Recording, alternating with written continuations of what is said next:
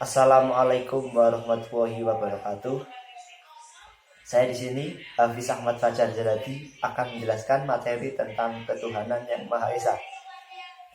Ngomong-ngomong tentang ketuhanan yang Maha Esa, maka kita akan mempelajari juga yaitu apa yang disebut sebagai agama. Agama dan ketuhanan tidak pernah terlepas satu sama lain, karena setiap agama akan bermuara kepada Tuhan, dan setiap Tuhan akan dimuarakan dengan agama. Dan agama ibaratkan seperti kendaraan menuju tujuan, yaitu Tuhan.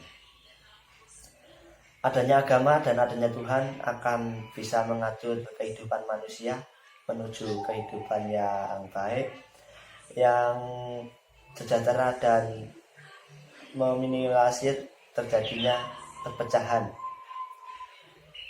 Namun di dunia modern yang sekarang ini, saya rasa ketuhanan mulai luntur dipelajari karena adanya ateisme yang semakin berkembang di dunia barat.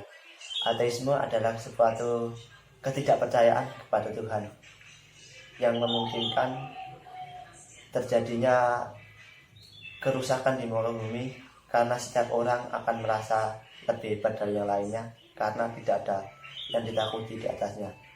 Ketuhanan yang Maha Esa berasal dari bahasa Sanskerta, yaitu Esa yang berarti agung atau tunggal, kemudian Maha yaitu agung yang dapat diartikan sebagai keagungan yang tunggal yang perlu kita sembah, yaitu Tuhan.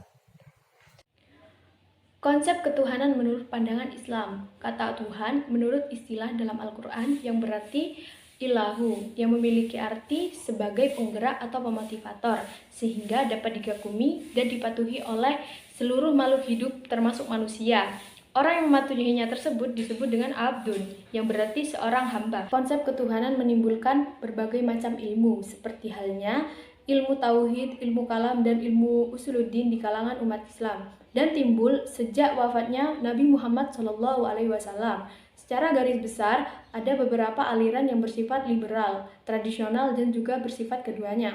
Timbulnya aliran tersebut dikarenakan adanya sesuatu perbedaan metodologi dan pemahaman. Yang pertama adalah Mu'tazilah, yaitu kaum rasionalis di kalangan muslim dengan menekankan pemakaian akal pikiran dalam memahami semua ajaran dengan keimanan dalam Islam.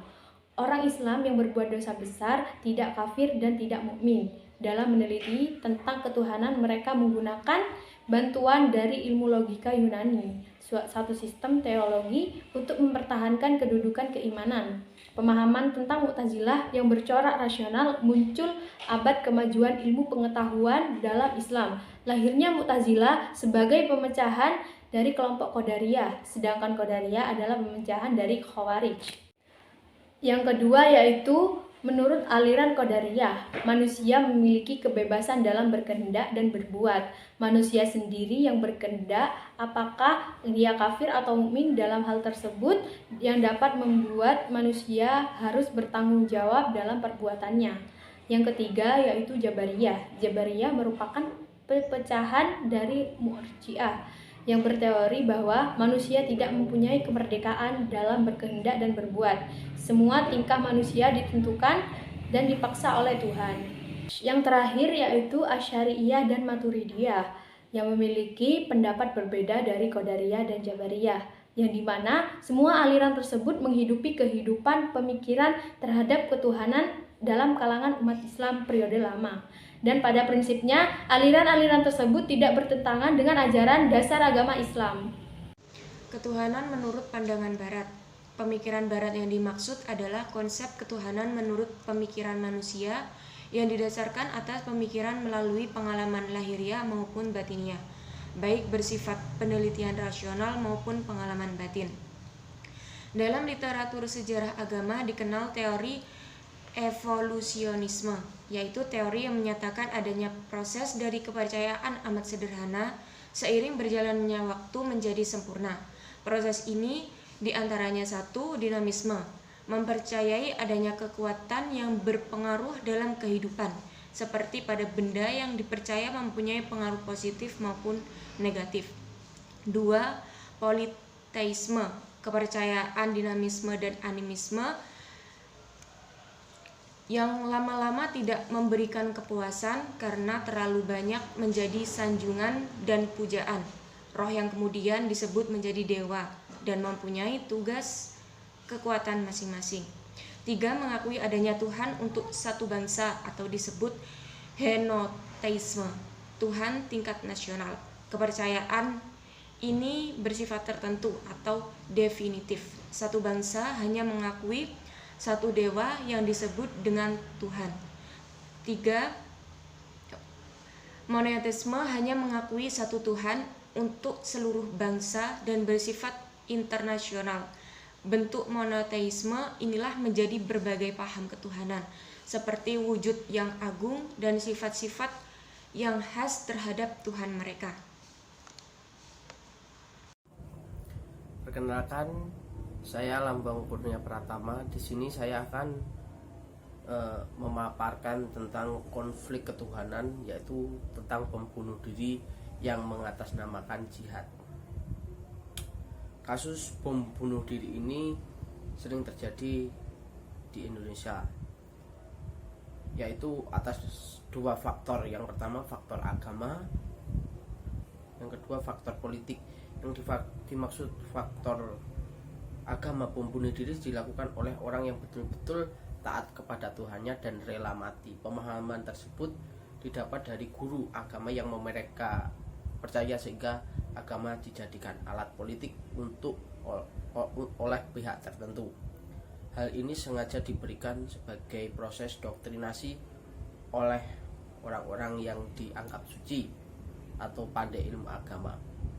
Kasus bom bunuh diri sendiri di Indonesia sudah sering sekali terjadi, yaitu contoh kasus serangan bom di 3 gereja di Surabaya.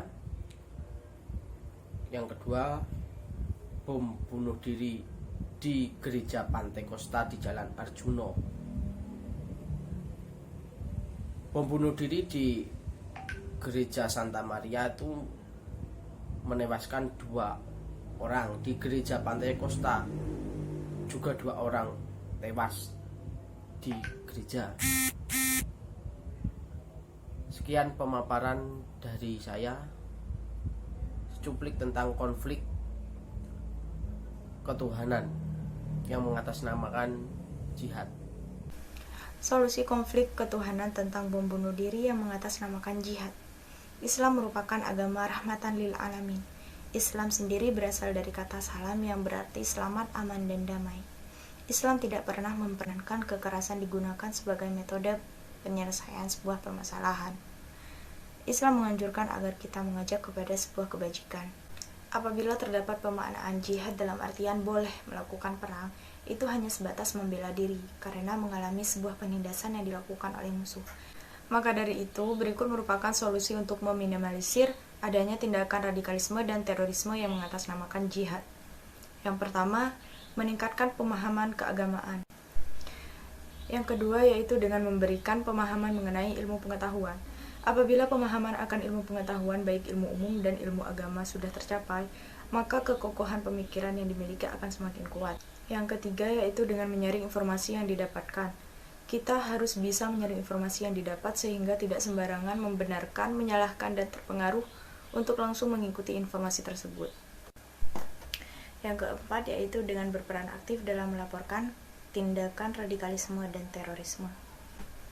Yang kelima yaitu mendukung aksi perdamaian dengan cara memberikan dukungan terhadap aksi perdamaian yang dilakukan baik oleh negara atau pemerintah, organisasi maupun perseorangan.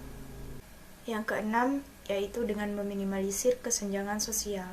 Salah satu yang bisa dilakukan dalam kasus Indonesia ialah memahami dan mengamalkan nilai-nilai yang terkandung dalam Pancasila, sebagaimana yang tertera di sana ialah Bhinneka Tunggal Ika. Dengan segala konsep ketuhanan yang ada, manusia bagaimanapun mempercayai adanya kekuatan di luar dari kemampuannya. Namun dengan adanya perbedaan itu, seharusnya tidak dijadikan sebuah bahan untuk menjadi sebuah permusuhan.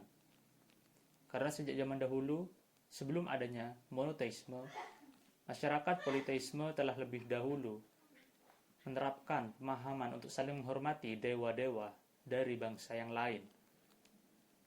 Oleh karenanya, meniru hal yang sama seharusnya dapat membuat dunia ini lebih damai apabila kita tidak mempermasalahkan tentang keyakinan orang lain dan fokus pada diri sendiri.